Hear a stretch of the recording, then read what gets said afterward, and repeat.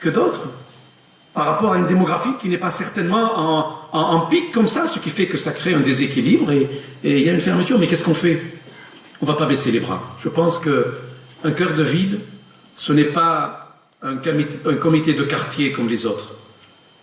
Un cœur de ville, c'est tout simplement l'image de toute une ville et le rayonnement.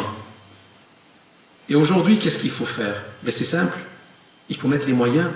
Mais pour mettre les moyens, on dit d'un côté qu'il ne faut pas augmenter les budgets, les impôts. Et il faut trouver des moyens. Donc il faut savoir et dire la vérité. On va geler des structures et des projets périphériques. Ils vont attendre pour réorienter l'argent vers le cœur de ville. Il y a une transversalité qui doit jouer là. Il n'y a pas une action, ce sont des actions.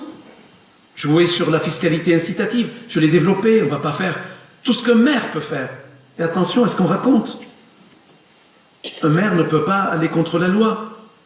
Et on sait qu'au niveau de la fiscalité incitative de l'habitat, à part les façades, les ravalements, à part peut-être le fait de lisser un peu l'augmentation d'une base fiscale quand on fait des travaux, on ne peut pas plus. Il faut que le législateur puisse changer les données. Et aujourd'hui, je pense que la Fédération des villes moyennes, qui est d'ailleurs à majorité socialiste, est en train de dire, parce que bien sûr on parle de notre cœur de ville, mais nous ne sommes pas les seuls aujourd'hui. Toutes les villes moyennes souffrent, et surtout qu'on a le secteur sauvegardé le plus vaste, le plus large.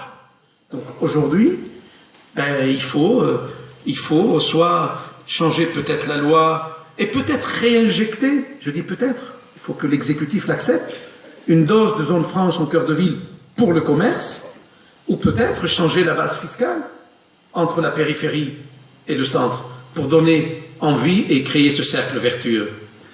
Le deuxième axe, c'est sur le commerce.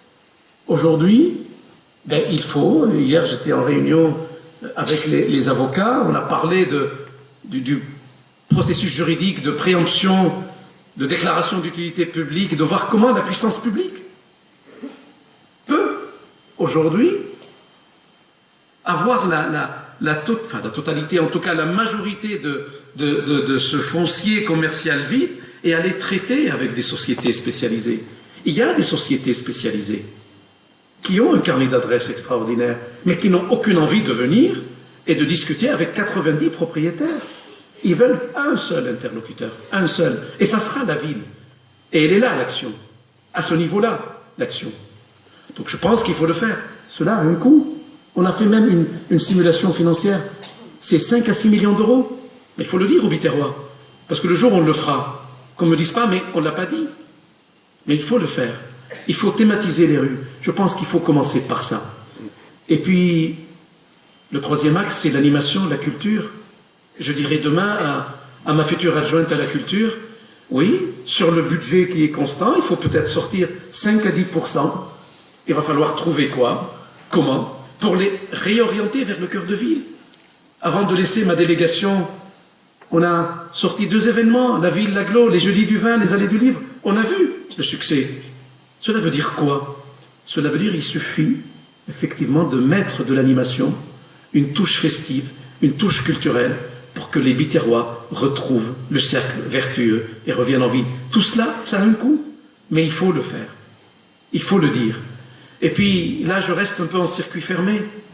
Je pense qu'il faut aller chercher aussi l'argent ailleurs. Et je pense au tourisme. Je pense à ce site exceptionnel des Neuf-Écluses. Il y a des travaux qui vont commencer. Enfin, la paix avec la région. Et je ferai plus la paix avec la région. Il y a 8 à 9 millions d'euros qui sont déjà engagés. On n'est pas d'accord sur les chiffres, mais il y en a qui parlent de 400 000, d'autres de 600 000 touristes. Peu importe.